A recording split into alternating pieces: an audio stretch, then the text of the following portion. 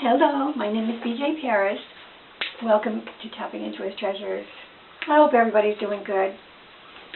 It's the day before Valentine's Day, 2012.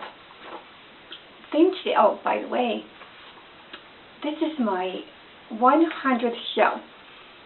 And I was planning to do a kind of a special show because of the number 100, of the difference between men and women, and bring a lot of Bible stuff out pertaining to it. But I'll have to save that till another time because God gave me for a theme today, the supernatural, that God is the God of the supernatural. And I would encourage you, if you can, if you have a pen and paper nearby, to jot down some of these scriptures to pass on to your kids and your families, because it took a long time to combine all these things, make a list of them. So for your advantage, I would encourage you to do that. So let's begin by defining the word supernatural. According to the dictionary, outside the natural order of things, usually pertaining to an event.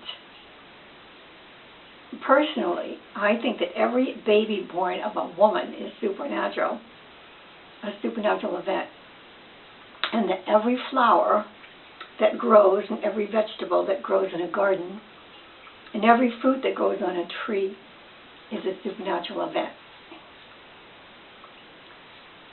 Starting with the Bible in Exodus 3:2, I'm going to try to be chronological with all these that I've come up with, but there were so many that I couldn't record them all. There's just too many. But the ones I recorded starting in Exodus 3:2, it's the event of the burning bush, when God revealed himself to Moses in the burning bush. And it says the angel of the Lord appeared to him, to Moses, in a flame of fire out of the midst of a bush. And he looked, and behold, the bush burned with fire, yet was not consumed. So that is definitely a supernatural event. And then over in Exodus 4, next chapter, in verse 3, it's when Moses' rod turned into a serpent because of God's power. And let's read it together, 4:3. And the Lord spoke to Moses, put forth your hand and take it by the tail. All right, let's back up just a little bit. Verse 2, and the Lord said to him, what is that in your hand? And he said, a rod. And he said, cast it on the ground. And he did so. And it became a serpent, the symbol of royal and divine power worn on the crown of the pharaohs. And Moses fled from before it. Wouldn't you? I would. Verse 4, and the Lord said to Moses, put forth your hand and take it by the tail. And he stretched out his hand and caught it, and it became a rod in his hand again. Truly a supernatural event. I mean, even think about that in your mind. Just put everything aside and put yourself right there when it was happening. Here is a rod thrown on the ground. It becomes a serpent, a wiggly snake. And then it turns into a rod again. Totally supernatural. And from there we go on to the 10 plagues of Egypt. And I'm only going to read 5 of them from the Bible, and the others will just name the names. So the first one is the changing of the water to blood, and it's found in Exodus 7, verses 19 and 20. Okay, here we are, 19 and 20. And the Lord said to Moses, say to Aaron, take your rod and stretch out your hand over the waters of Egypt, over their streams, rivers, pools, and ponds of water, that they may become blood. And there shall be blood throughout all the land of Egypt, in containers both of wood and stone. Moses and Aaron did as the Lord commanded. Aaron lifted up the rod and smote the waters in the river in the sight of Pharaoh and his servants, and all the waters in the river were turned to blood. And the fish in the river died, and on and on. All the waters in the river turned to blood. A supernatural event. Totally supernatural. And the second, the frogs. Remember the story of the frogs? And it's found in Exodus 8 at verse 2. And if you refuse to let them go, he speaks of his people here, I will smite your entire land with frogs, and the rivers shall swarm with frogs, which shall go up and come into your house, into your bedchamber and on your bed. Can you even imagine? And into the houses of your servants and upon your people, and into your ovens, your kneading bowls, and your dough. And the frogs shall come up on you and on your people and all your servants. And the Lord said to Moses, say to Aaron, stretch out your hand with your rod over the rivers, the streams and canals, and over the pools, and cause frogs to come up on the land of Egypt. Verse 6, so Aaron stretched out his hand over the waters of Egypt, and the frogs came up and covered the land. Supernatural event. The third supernatural event, gnats or lice, is also in verse 8, and it's starting at verse 16. Then the Lord said to Moses, say to Aaron, stretch out your rod and strike the dust of the ground, that it may become biting gnats or mosquitoes throughout all the land of Egypt. And they did so. Aaron stretched out his hand with his rod and struck the dust of the earth, and there came biting gnats or mosquitoes on man and beast. All the dust of the land became biting gnats or mosquitoes throughout all the land of Egypt. Wow. So that is a supernatural event as well. Number 4, flies. And that's found in Exodus 8:21. The Lord, let's see, verse 21. Else, if you will not let my people go, behold, I will send swarms of blood-sucking gadflies upon you, your servants and your people, and into your houses. And the houses of the Egyptians shall be full of swarms of blood-sucking gadflies, and also the ground on which they stand. But on that day I will sever and set apart the land of Goshen, in which my people dwell, that no swarms of gadflies shall be there, so that you may know that I am the Lord in the midst of the earth. And I will put a division and a sign of deliverance between my people and your people.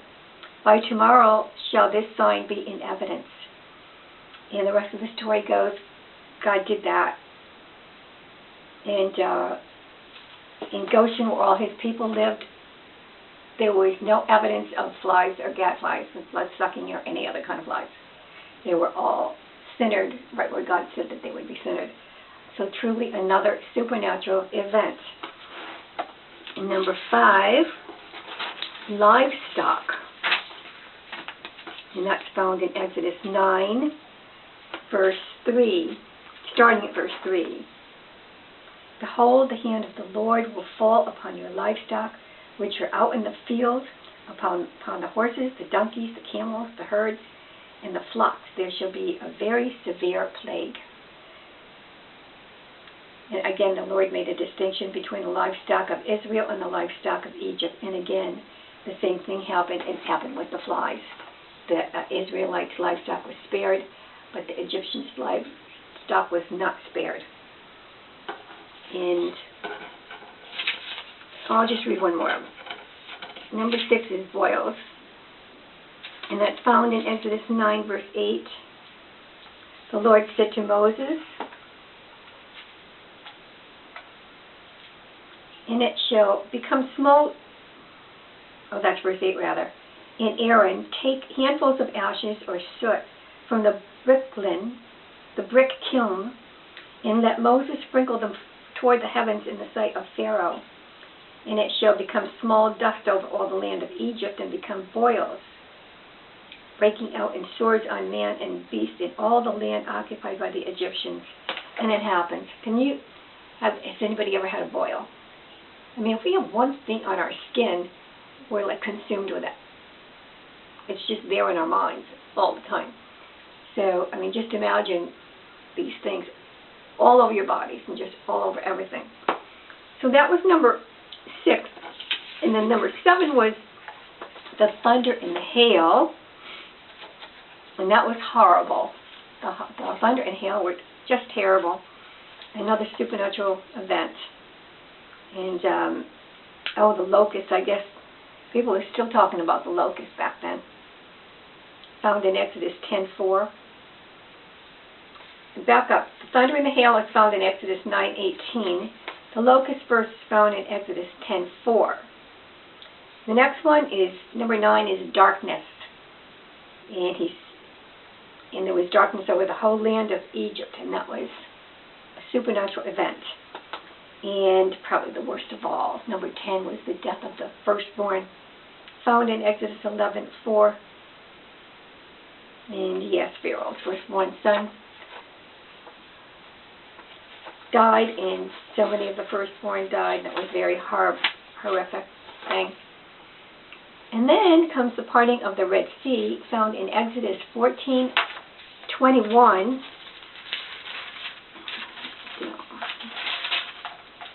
And that was the most incredible thing in all mankind, probably. 14:21, then Moses stretched out his hand over the sea, and the Lord caused the sea to go back by a strong east wind all that night, and made the sea dry land, and the waters were divided. And we've all seen the 10 Commandments on TV, most of us have. And we saw the waters part, and then we saw later, after the Israelites had walked on the dry land, and the Egyptians came following on their chariots, and right when they were in the middle of the water, all the waters went back on them. And I know I've said before last year that even in fairly recent days, parts of chariots were found in the waters over there, either embedded in the dirt or somewhere. Divers have discovered the chariots that were going through chasing the Israelites and got embedded in the bottom of the ocean or bottom of the river. Yep, so a mighty, mighty supernatural event. And in verse 26 of the same chapter, it's when he spread the water back over the dry river. Then the Lord said to Moses, stretch out your hand over the sea, that the waters may come again upon the Egyptians, upon their chariots and horsemen. 2 supernatural events. Wow. I'm glad I'm on his side, and I'm glad he's on my side. God inscribed, this is the next one, God inscribed the 10 Commandments on 2 tablets of stone, found in Exodus 20.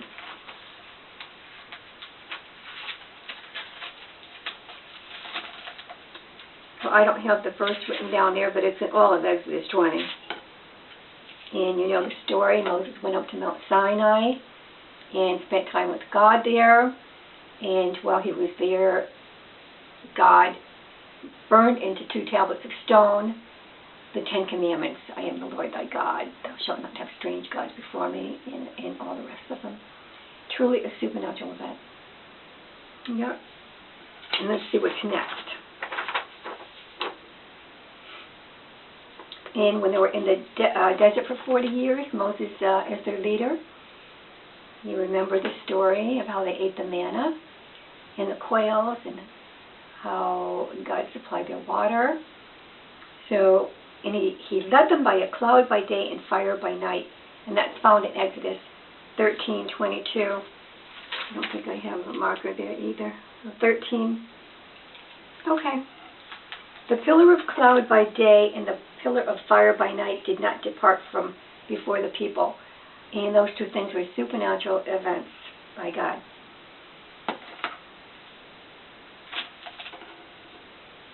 You remember what the manna looked like? The little round white wafer type things all over the ground when they woke up in the morning. And that was their food for the day. And the next event I came up with is when the donkey spoke to Balaam. Remember the story of Balaam's ass? And that's found in Numbers 21:30. I think I have a marker there. I guess not, 21:30.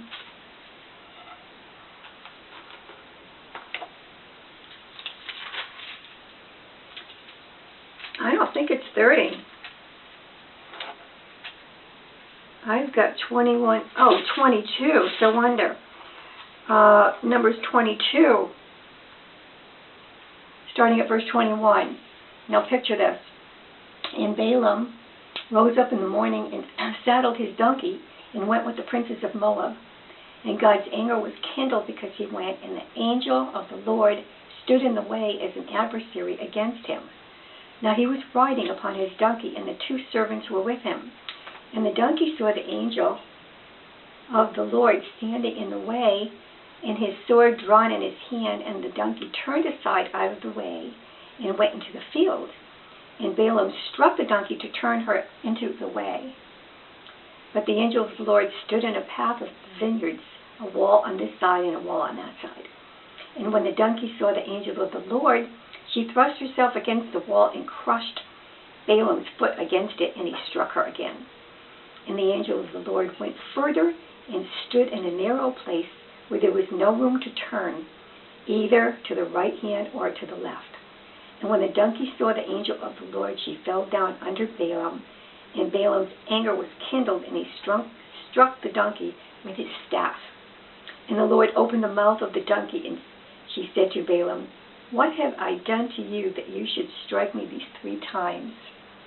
And Balaam said to the donkey, "Because you have ridiculed and provoked me. I wish there were a sword in my hand, for now I would kill you."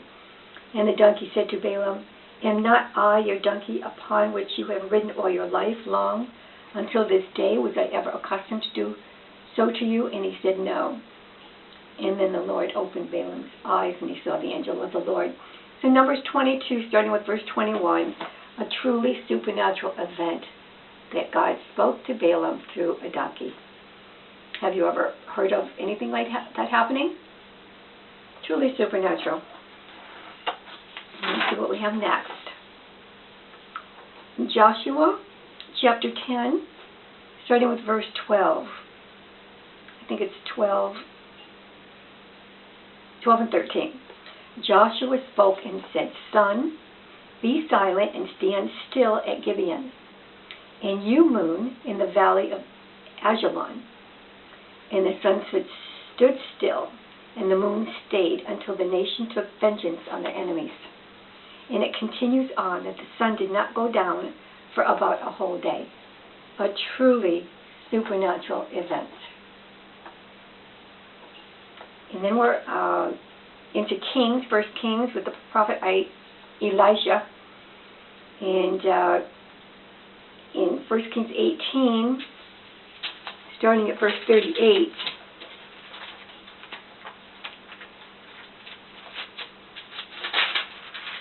I can't find it. I thought I had it marked. Well, anyway, I'll just tell you about it. All the prophets of Baal. I know we're not supposed to pronounce it Baal. I can't remember the other pronunciation. Baal or whatever. And God came down and he consumed the offering from Elijah in front of all the prophets of Baal. And he came down with a fire and consumed it all with fire. That was truly a supernatural event. And in 1 Kings 17, verses 9 to 16, I'll just read that one. 1 Kings 17,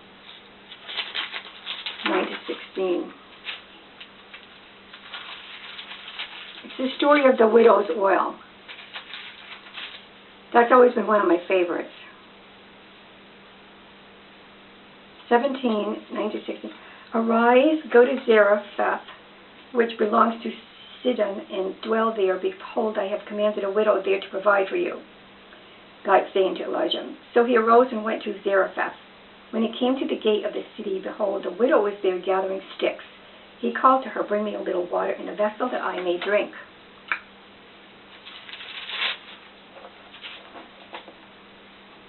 As she was going to get it, he called to her and said, "Bring me a morsel of bread in your hand." And she said, as the Lord your God lives, I have not a loaf baked, but only a handful of meal in the jar and a little oil in the bottle. See, I am gathering 2 sticks that I may go in and bake it for me and my son, that we may eat it and die. Elijah said to her, fear not, go and do as you have said, but make me a little cake of it first, and bring it to me, and afterward prepare some for yourself and your son. For thus says the Lord, the God of Israel, the jar of meal shall not waste away, or the bottle of oil fail, until the day that the Lord sends rain on the earth. She did as Elijah said, and she and he and her household ate for many days. In verse 16, this is the main verse. The jar of meal was not spent, nor did the bottle of oil fail, according to the word which the Lord spoke through Elijah. A truly supernatural event by God. Isn't that beautiful?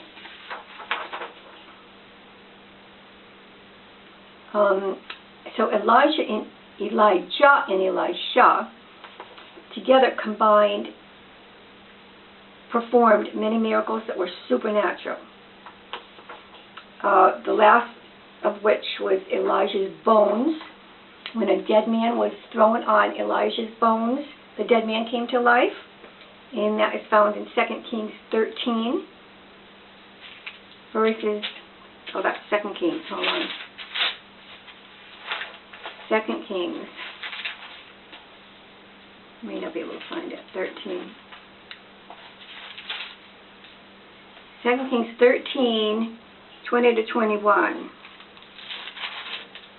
Here it is. Elijah died, and they buried him. Bands of the Moabites invaded the land in the spring of the next year. As a man was being buried on an open bier, such a band was seen coming, and the man was cast into Elijah's grave. And when the man, being let down, touched the bones of Elisha, he revived and stood on his feet. Hello? Is that supernatural or what? Amazing supernatural event orchestrated by God. And that's it. Oh, the prophet Daniel. Remember him being in the lion's den and they didn't touch him? That was supernatural.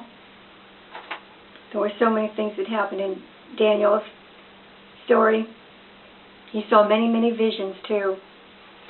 I got to delve into the book of Daniel sometime and share some things. So those are what I have come up with from the Old Testament. And then going into the New Testament, the first one I have is the appearance of the angel Gabriel to Mary. And we all know the story. And she was praying, and she was highly favored among women. And the angel Gabriel